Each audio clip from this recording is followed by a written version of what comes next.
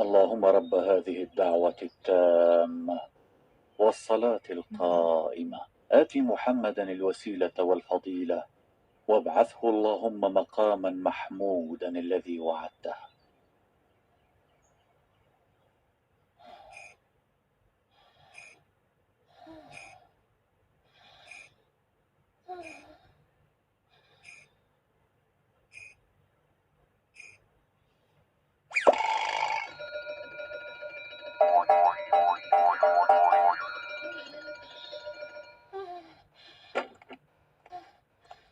استيقظ يا أحمد، حان وقت صلاة الفجر.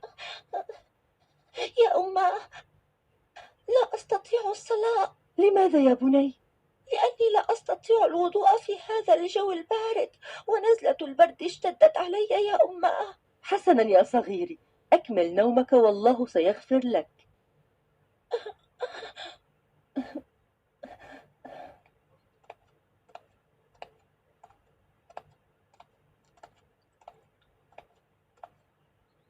ألم يستيقظ أحمد بعد؟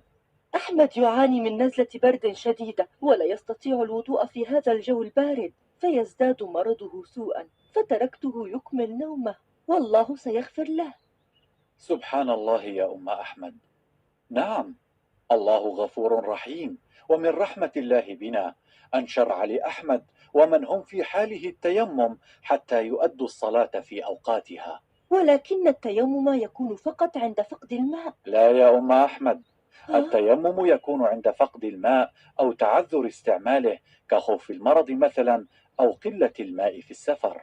استمعي إلى آية الوضوء ماذا يقول المولى في آخرها: وإن كنتم مرضى أو على سفر أو جاء أحد منكم من الغائط أو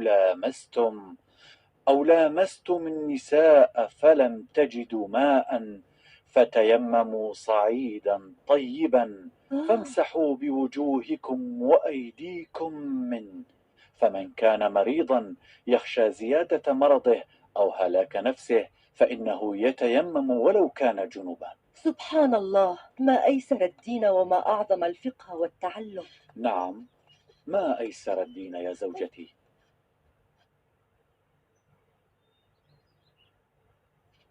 جزاك الله خيرا يا أبي، ولكن كيف أتيمم وأين لي بالتراب؟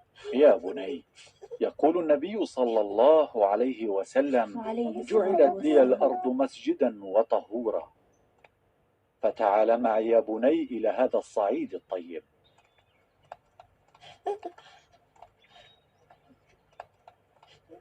هل تعرف كيف تتيمم يا أحمد؟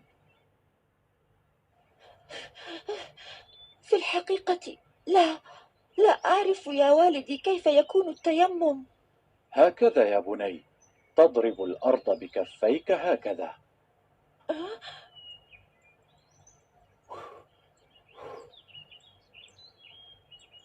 ثم تنفضهما، ثم تمسح كفيك ثم وجهك. فقط هكذا؟ ما أيسر ذلك. نعم، ما أيسر ذلك، وما أيسر ديننا يا بني.